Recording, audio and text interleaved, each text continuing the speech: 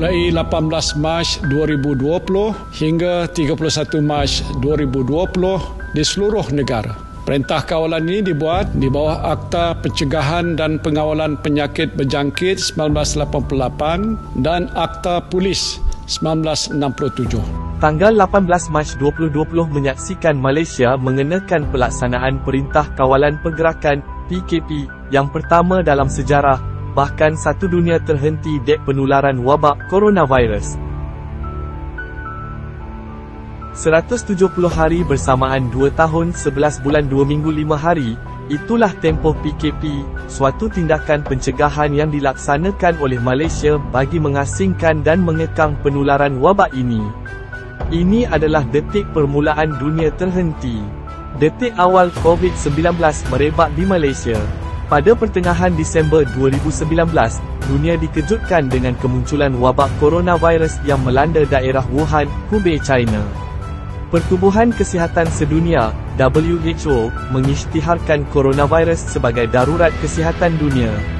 Kes pertama coronavirus melibatkan rakyat tempatan berusia 41 tahun yang mempunyai sejarah perjalanan ke Singapura bagi menghadiri mesyuarat bersama delegasi antarabangsa termasuk China.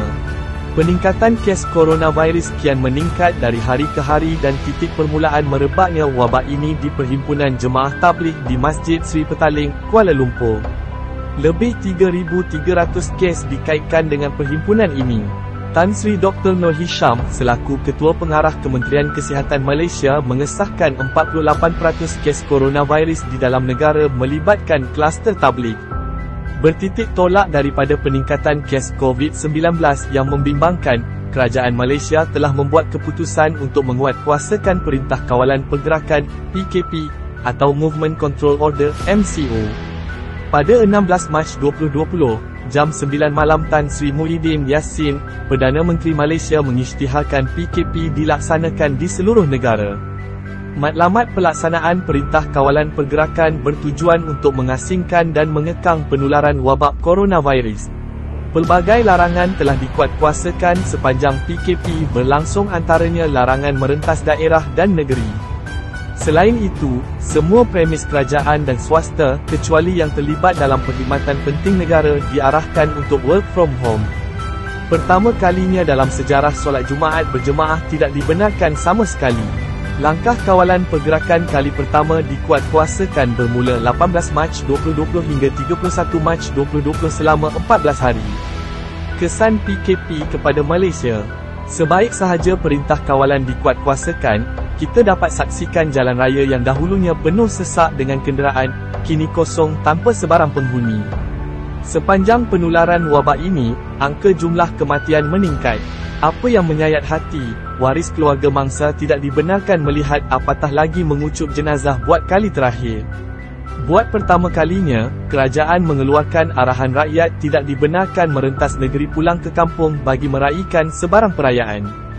Kita dapat menyaksikan keadaan ekonomi mengalami kemelesetan akibat Perintah Kawalan ini.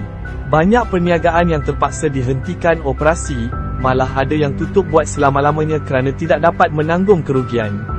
Walau bagaimanapun, kadar jenayah negara telah menurun secara drastik sebanyak 70% sepanjang PKP. Namun begitu, kes keganasan rumah tangga menunjukkan sedikit peningkatan, tetapi masih terkawal. Tanpa kita sedari, kita telah melalui fasa PKP selama 15 bulan, ia bukanlah waktu yang singkat, dan merupakan peristiwa pahit yang kita semua tidak ingin ulang kembali. Pandemik COVID bukan sahaja memberi parut mendalam kepada rakyat Malaysia, malah seluruh dunia turut terkesan dan merasainya.